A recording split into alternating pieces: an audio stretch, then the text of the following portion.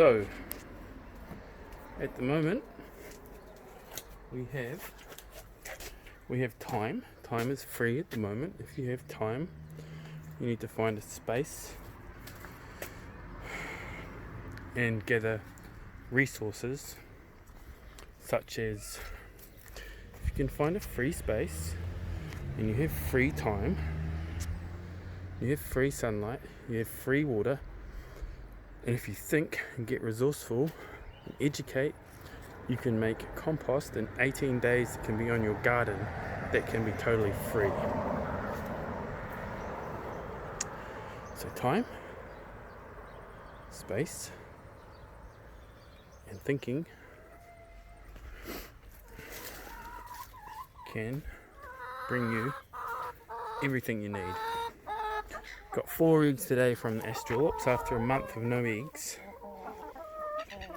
Astrolorps are laying, so that's good. So they're probably all laying, and I doubt it will be long before the others start laying. The oldest bird here is probably 4 years old. Some are pullets, some are a couple of years old.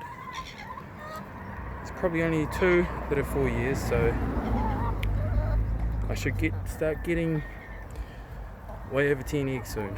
Yeah, probably 20 eggs. If I had that light bulb, these light bulbs, there's another one inside. They've been there for a week.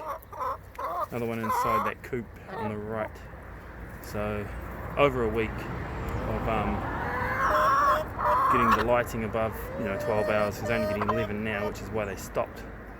Before I had them under the street lights, which were actually enough lighting in winter to still get eggs all winter.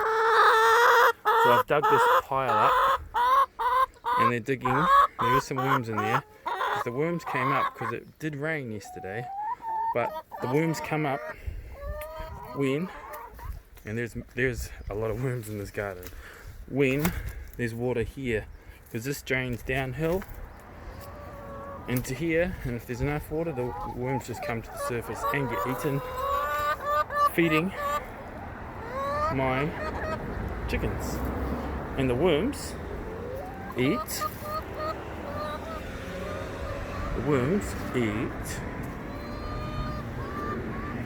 compost, which is free. So in a roundabout way, I'm getting free eggs from waste products that I pay in my rates actually to get removed in the green bin, and I don't have a choice to pay that, but I mean I should get some kind of compensation. Like I don't get a rebate on my rates because I'm not using the green bin. Doesn't work like that. Communism does not work like that. Kidding. We're all one big happy family, except the ones of us who are not happy. Which is a problem for me because I need happy, healthy, full people. Otherwise, I get the blame.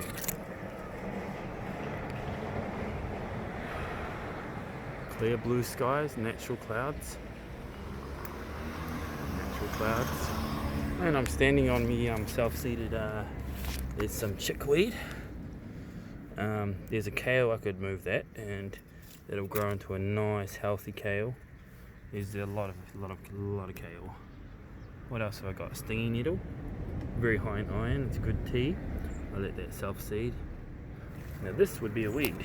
Well actually I think that may be marshmallow. I don't know what that is, but this is a weed. These are not weeds.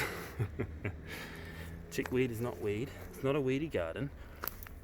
Chickens love this. Dandelion. It's not a weed. This is a weed. But it can still be pulled.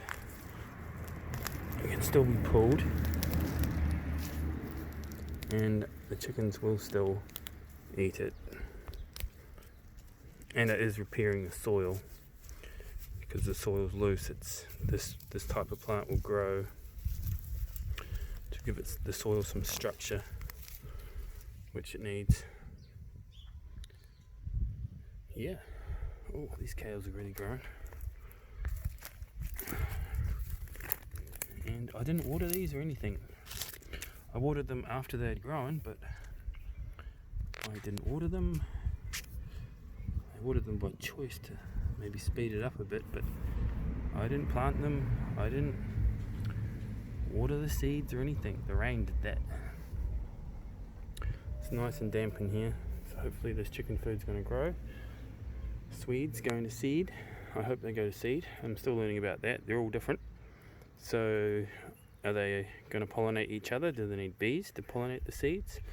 Is that spring? So I don't know how that works, but I'm learning, and each plant's different. They don't tell you all those little things.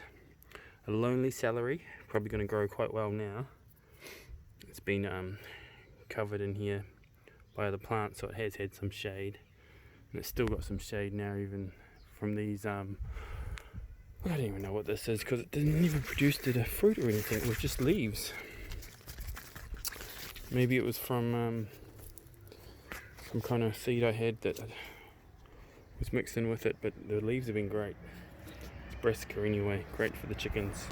All the leaves for the chickens. So these plants here, the kale looks the same.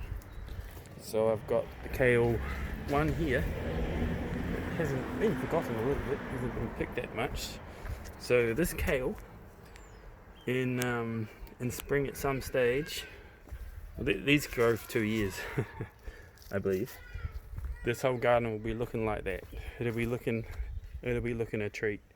All these stalky kales, and then underneath I can grow stuff that needs shade. See, in spring, summer, I can grow lettuce underneath. I could put a lot of. There's a lot of space here to grow underneath these. You see, you got a microclimate within a microclimate. Yeah. So the compost produces heat. This greenhouse stores heat. This can also store thermal mass, wherever I decide to put that. I'm not quite sure. Me water storage facility. I'm not sure what to do with it, but it's here. All this stuff's been here. It just needed a couple of ingredients, which was time and thinking, which I have a lot of now, and so do a lot of people. So use your brain. Think. Don't be too compassionate. Think. Teach. Look at these radishes. These are daikon radish. They're the big, can be like 30 centimeters long. This is the garlic, see? It just grows back each year, and there will be bulbs in there, but I'll let it grow because garlic's good in the garden to keep away pests. I don't have many pests. I've got chicken food. I've got some bugs, but that's chicken food. Chicken's been over most of this garden with the portable chicken housing, chicken tractor, eating all the bugs, most of the bugs. There's a few under the strawberries, but they may only just be bugs that eat strawberries, you know. They might not eat what I've planted there, which is lettuce and leek and whatever else I planted. Oh, onions. I put in some onions in here, actual whole onions, because I want seed. And I read somewhere that on the second year the onions get seed, so that means I need that onion to grow, and then I need it to flower in spring, and I don't know if they need more than, I put 3 in there because I read that you need more than 1 so that they cross pollinate or something like that. I'm not sure, don't quote me on nothing. Yeah, so growing seed, growing food. Carrots are being pretty good. These carrots are good. These are quite eatable. There's a carrot. And here, carrots. Yummy yum. I mean, there's 400 seeds in that packet, I believe. 200 or 400. And that's a packet of seed right there. Heavily sown, But they can be thinned. And they grow more at the ends because they get more light. So you just start them at the end. And they do keep growing. They do get too woody if you leave them there long enough, so bear that in mind. and that one row is taking up a lot of space.